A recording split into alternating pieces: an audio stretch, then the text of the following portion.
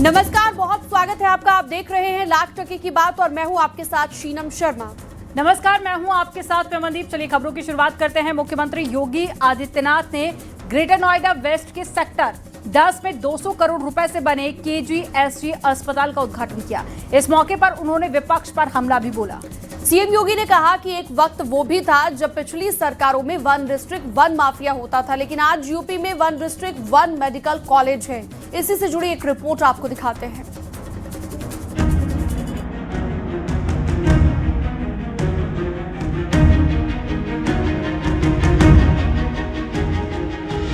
Greater Noida में CM योगी ने विपक्ष पर बड़ा हमला बोला। सीएम योगी ने कहा कि एक वक्त वो भी था जब पिछली सरकारों में 1 डिस्ट्रिक्ट 1 माफिया होता था, लेकिन आज यूपी में 1 डिस्ट्रिक्ट 1 मेडिकल कॉलेज है।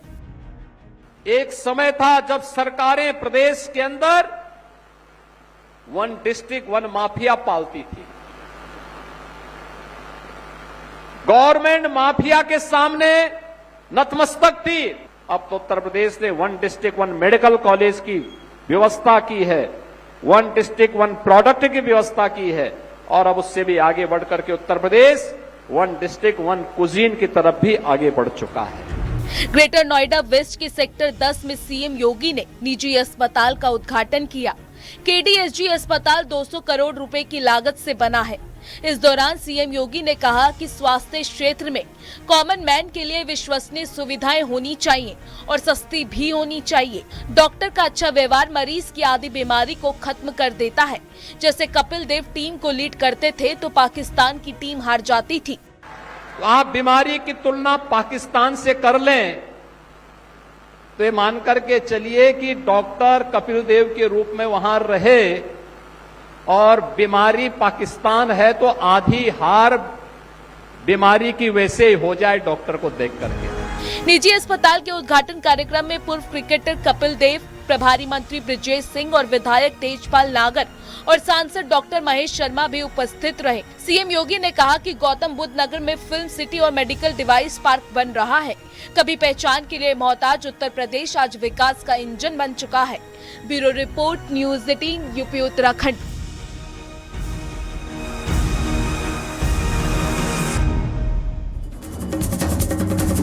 गाजियाबाद में सीएम योगी ने आरएसएस के साथ बैठक की है। नेहरू नगर स्थित सरस्वती शिशु मंदिर स्कूल में आरएसएस की समन्वय बैठक हुई, जिसमें सीएम योगी शामिल हुए।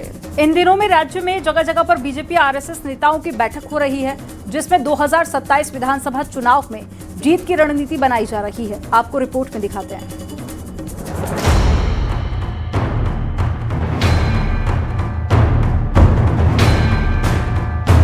सीएम योगी गाजियाबाद के नेहरू नगर स्थित सरस्वती शिशु मंदिर स्कूल में आरएसएस की समन्वय बैठक में शामिल हुए। सीएम योगी यहां करीब 3 घंटे तक रुके।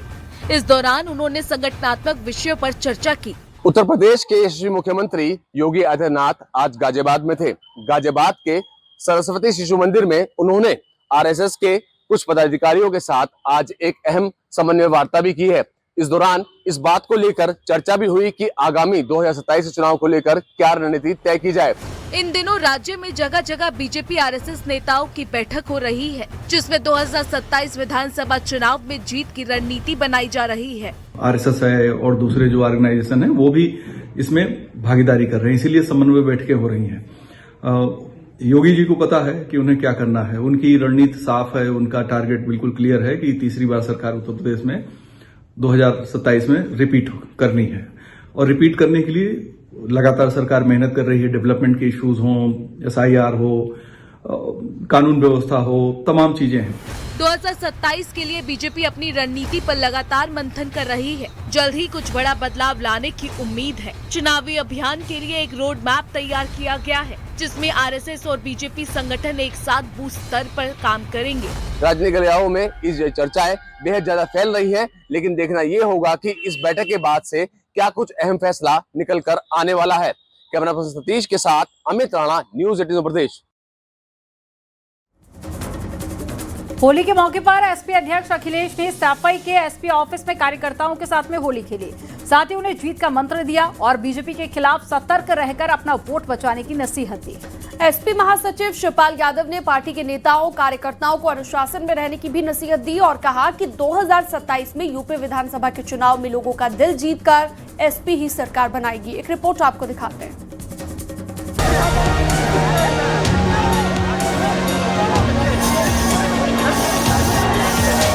इटावा के सैफई में समाजवादी पार्टी ने होली महोत्सव का आयोजन किया। इस मौके पर अखिलेश यादव ने फूलों की होली खेली। इस मौके पर शिवपाल यादव, रामगोपाल यादव और डिंपल समेत भी नजर आए। इस मौके पर अखिलेश ने 2027 के लिए कार्यकर्ताओं को जीत का मंत्र दिया।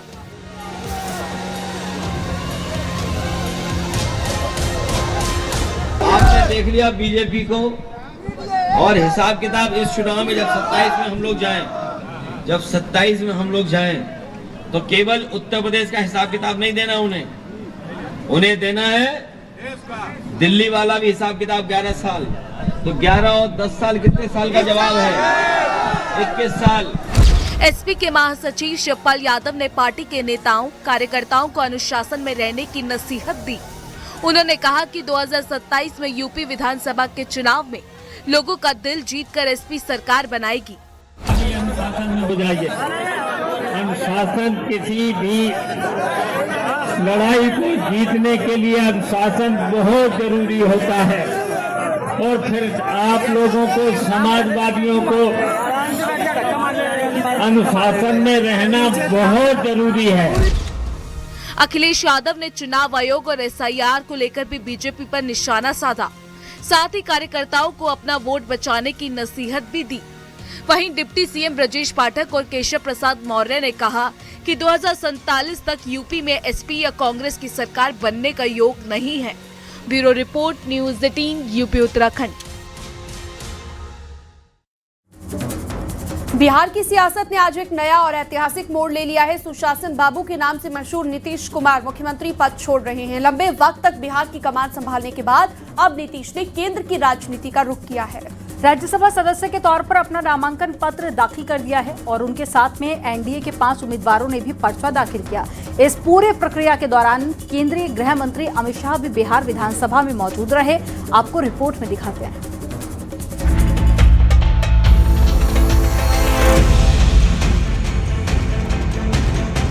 बिहार के मुख्यमंत्री नीतीश कुमार ने राज्यसभा जाने के लिए नामांकन कर दिया है।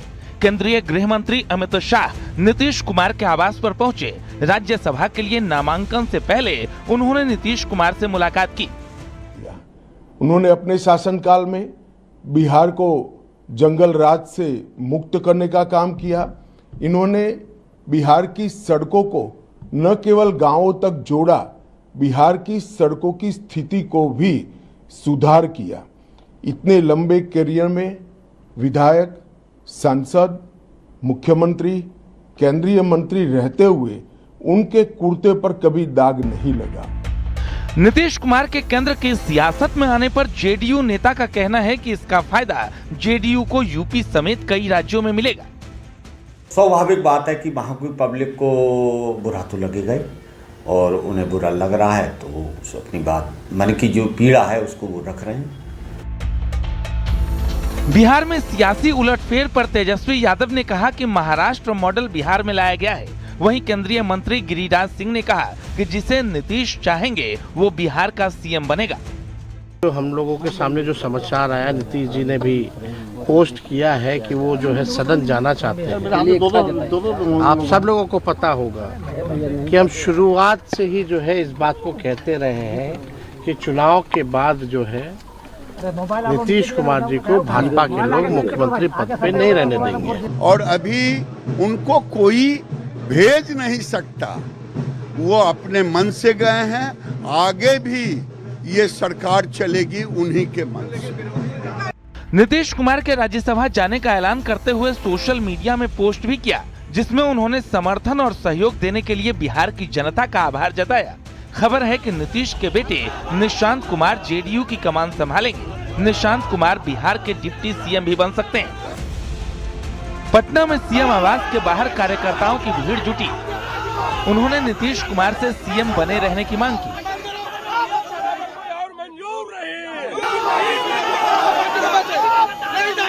Bureau report, news 18।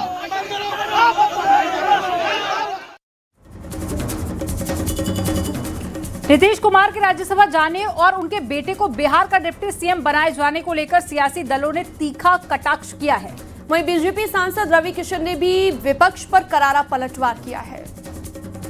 देखिए, कोई भी स्वेच्छा से चीफ मिनिस्टरशिप छोड़कर और राज्यसभा की सदस्यता नहीं लेता, बल्कि सदस्यताएं छोड़कर लोग चीफ मिनिस्टर बन जाते हैं।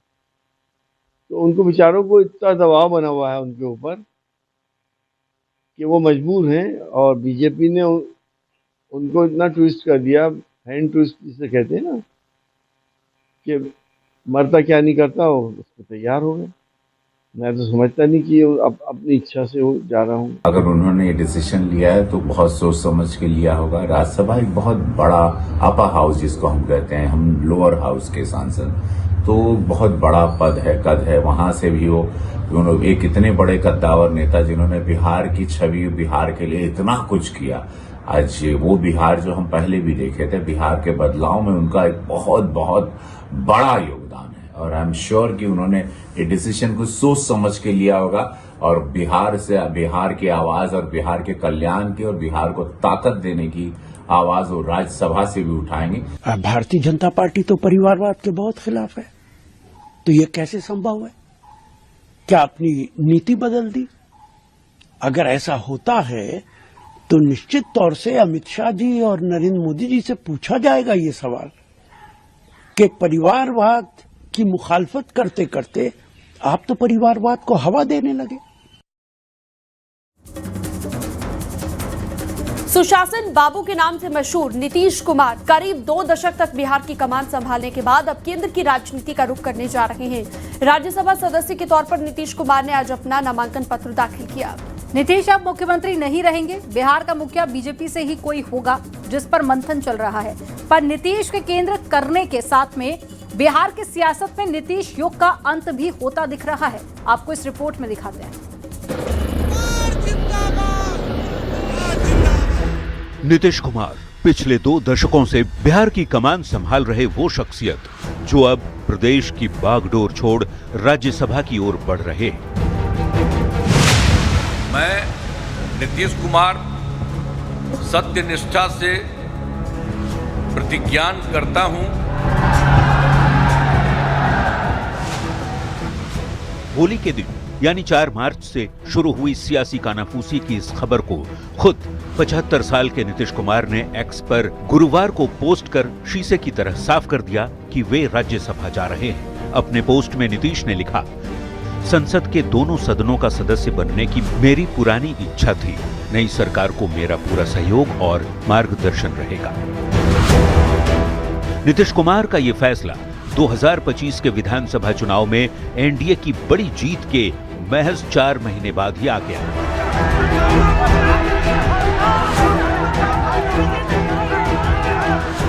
जेडीयू में इसे लेकर हलचल मची हुई। कई नेता भावुक नजर आए। मंत्री अशोक चौधरी कैमरे के सामने जवाब देते भावुक हो गए। इमोशनल पल हो जाता है जेडीयू के लिए, जेडीयू के नेताओं के लिए, जब नीतीश कुमार को 20 साल से लगातार देख रहे हैं एक साथ। तो अशोक चौधरी बेहद भावुक दिख रहे हैं और उस सवाल का जवाब नहीं दे पाए। हम लोग 89-90 से नीतीश कुमार जी के साथ है। ये तो लोग कह रहे हैं। अच्छा, कई लोगों को ये भी लग रहा है कि नीतीश कुमार का जो स्वास्थ्य है शायद। 1 मार्च 1951 को बख्तियारपुर में जन्म। 2005 से 2 दशक तक बिहार के मुखिया। गठबंधन बदलने के बावजूद सीएम नीतीश कुमार ही रहे। 2025 में 10वीं बार बिहार के मुख्यमंत्री बने और अब बिहार से राज्यसभा जा रहे नीतीश कुमार। 2005 से लेकर आज तक नीतीश कुमार जी बिहार के मुख्यमंत्री रहे। उनका एक कार्यकाल एक प्रकार से बहुत यशस्वी रहा। ये कार्यकाल उनका बिहार के इतिहास में स्वर्णिम पृष्ठ के रूप में लिखा जाएगा और बिहार के विकास के सारे मायने को उन्होंने गति देने का काम किया। कार्यकाल जो मुख्यमंत्री के नाते हैं वो हमेशा बिहार के लोग याद भी रखेंगे, उसका सम्मान भी करेंगे। नीतीश कुमार के इस कदम से बिहार में नया सीएम कौन बनेगा, इसकी चर्चा है। वैसे चर्चा है कि बीजेपी अपना मुख्यमंत्री बना सकती है। नीतीश कुमार के बेटे निशांत कुमार को डिप्टी सीएम बनाया जा सकता है। कई नामों पर मंथन जारी है। तो बिहार के सुशासन बाबू अब दिल्ली की राजनीति में नया रोल लेंगे या नहीं, ये आने वाले दिन बताएंगे। लेकिन एक बात साफ है, नीतीश युग का एक अध्याय खत्म जरूर हो रहा है। Bureau report, news 18।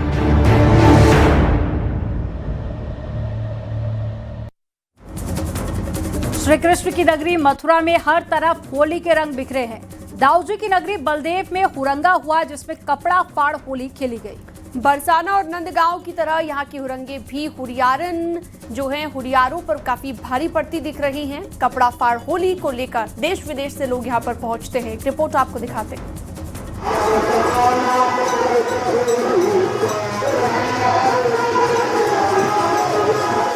हवा में घुला गुलाल, रंगों में नहाई गलियां, झूमती हुरियारों की भीड़।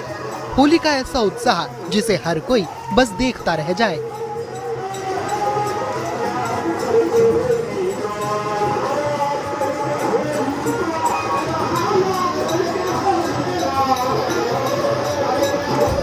मथुरा में होली सिर्फ खेली नहीं जाती, निभाई जाती है रंग, रिवाज और रिश्तों की भाषा में।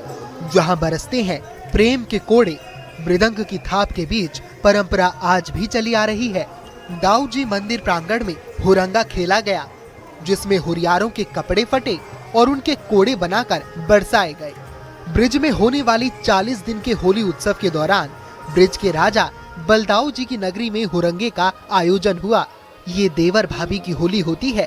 होली की परंपरा ये है कि इसमें मंदिर के सेवायत परिवारों की महिलाएं और पुरुष ही शामिल होते हैं। सबसे पहले मंदिर प्रांगण में हुरियारिन और हुरियारे बलदाऊ जी के मुख्य भवन की परिक्रमा करते हैं।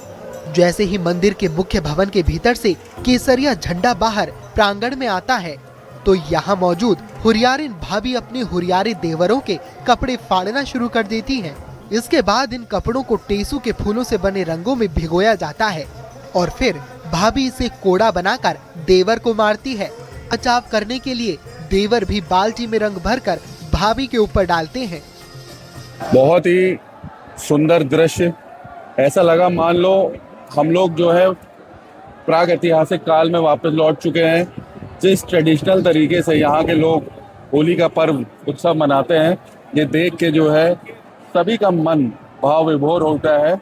और ये देख के बहुत ही अच्छा लगा कि 5000 साल पुरानी जो प्रथा है वो आज तक बदस्तूर इस जिले में दाऊजी के मंदिर के प्रांगण में बदस्तूर जारी है। मान्यता ये है कि 12 साल तक लीला करने के पश्चात श्री कृष्ण भगवान यहाँ से चले गए, लेकिन दाऊजी ही यहाँ ब्रज में विराजमान हैं और ब्रज के वास्तविक देवता ब्रज के राजा दाऊजी हैं। और दाऊजी के सानिध्य में आज जो होली का आयोजन हुआ है, जो दाऊजी का हुरंगा हुआ है, यह वास्तव में विश्व प्रसिद्ध है। अद्भुत होली है। हमने पुराने टाइम में अपना जब छोटे छोटे थे तो इस तरह की होली गांव गली गली देखी थी, पर दाऊ जी की होली विशेष है और यहाँ पहली बार आना हुआ है और लगता है दाऊ जी की कृपा से हर बार यहाँ आएंगे। इतना शानदार नज़ारा है, ये सुना ही था, आज देखने को मिला दाऊ जी की कृपा से, बहुत अद्भुत।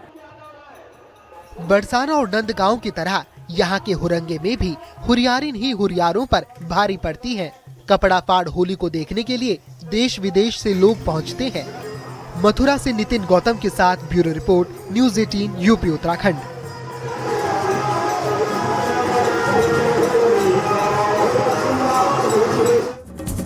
सचिन तेंदुलकर के बेटे अर्जुन तेंदुलकर और सानिया चंडोक शादी के बंधन में बंध चुके हैं। मुंबई में शादी समारोह हुआ, जिसमें क्रिकेट और राजनीति की कई जानी मानी हस्तियां शामिल हुई। अर्जुन की दुल्हनिया सानिया चंडोक मशहूर बिजनेस परिवार से ताल्लुक रखने के बावजूद सानिया लाइमलाइट से दूर रहती हैं। आपको इस रिपोर्ट में दिखाते हैं।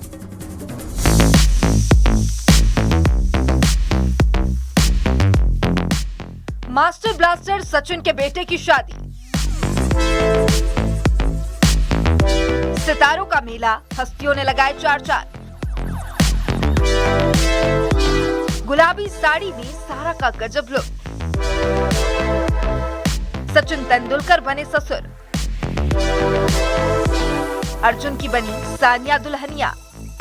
सादगी भरा अंदाज, बेहद खूबसूरत कपल। जिस वेडिंग की झलक देखने के लिए फैंस बेकरार थे, तो देख लीजिए इस खास शादी का ये सादगी भरा look. Master blaster Sachin Tendulkar के बेटे क्रिकेटर अर्जुन मुंबई में सानिया चंडोक के साथ शादी के बंधन में बंध गए हैं। लाल साड़ी में सानिया चंडोक बेहद खूबसूरत नजर आ रही थी, तो उन्हें कॉम्प्लीमेंट कर रहे थे अर्जुन। लाल शेरवानी में खूब जच रहे थे दूल्हे राजा। शादी में जितनी सादगी उतना ही पावरफुल कपल। सोशल मीडिया पर शादी की वीडियो तस्वीरें सामने आई है। फैंस भी बोले, वाह क्या जोड़ी है।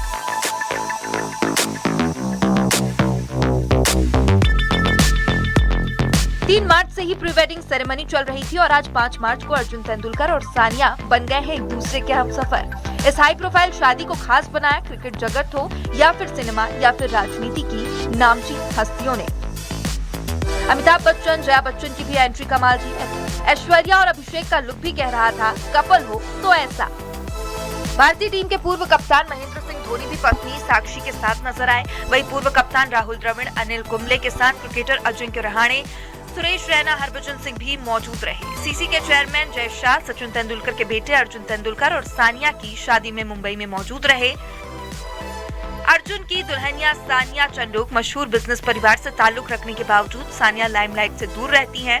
सचिन तेंदुलकर के सफेद शेरवानी वाले लुक की लोग तारीफ कर रहे हैं, तो सचिन की पत्नी अंजलि का पिंक साड़ी वाला अंदाज भी सबके मन को छू रहा है। और भाई की शादी में बहन सारा लाइट रंग की पिंक साड़ी में बेहद सुंदर नजर आ रही थी। शादी जितनी सादगी वाली, उतनी ही नामचीन हस्तियों की शिरकत ने इसे खास बना दिया है।